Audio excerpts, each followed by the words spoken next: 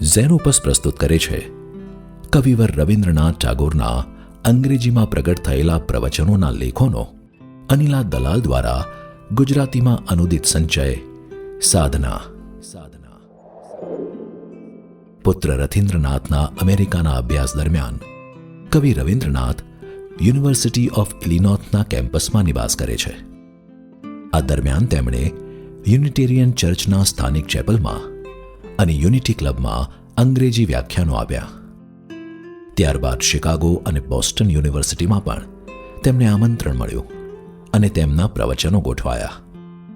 આ વ્યાખ્યાનો વર્ષ 1913માં સાધના શીર્ષક હેઠળ પ્રગટ કરવામાં આવ્યા અને અમેરિકામાં ટાગોર ધાર્મિક કવિ અને તત્વચિંતક તરીકે ઓળખાવા લાગ્યા.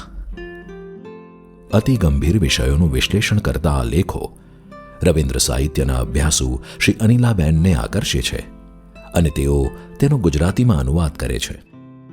આ વિષયોમાં સામેલ છે વિશ્વ અને વ્યક્તિ, આત્મચૈતન્ય, અનિષ્ટ, સ્વ, પ્રેમ, કાર્ય, સૌંદર્ય અને અનંત સાથેની અનુભૂતિનો સાક્ષાત્કાર. આ વિષયો પર ટાગોરના ઉમદા વિચારો આધ્યાત્મિક સત્યો અને આત્મસાક્ષાત્કારની સાધનાને સ્પષ્ટપણે સમજાવે છે. આધુનિક સમયના અનુસંધાનમાં આ લેખો ભારતની પ્રાચીન ભાવનાનું વ્યાપક વિશ્લેષણ કરે છે, જે વાચક માટે પરમ તત્વને સાધવા માટેનું માધ્યમ બને છે. સાધનાનો આ અનુવાદ રવિન્દ્રનાથના ગુજરાતી ચાહકો તેમજ વાચકોને તેમના પ્રાચીન ભારતીય ઉપનિષદો અને અધ્યાત્મના વિચારોને સમજવા માટે ઉપયોગી નીવડશે.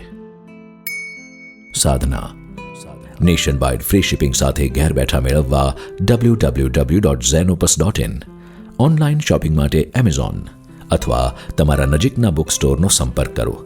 સાથે ઝેનોપસના ફેસબુક અને ઇન્સ્ટાગ્રામ પેજને ફોલો કરો અને નવા પ્રકાશિત પુસ્તકોની માહિતી મેળવો.